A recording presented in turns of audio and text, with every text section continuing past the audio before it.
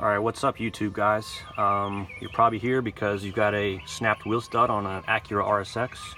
So what happened is I had a flat tire and took it to a repair shop, and when I went to do my own tire rotation, two of the studs snapped off because the idiot just torqued them down with the impact gun, didn't hand tighten them first, these lug nuts. But this is the quickest way to replace wheel studs without having to disassemble this axle nut right here, which is about 180 foot-pound torque, and you need a impact gun obviously to do that.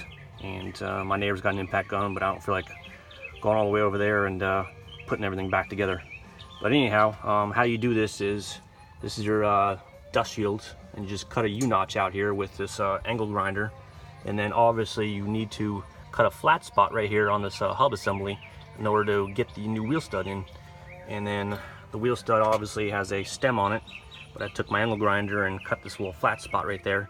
But be careful not to cut this, the splines off, because it helps hold it in position.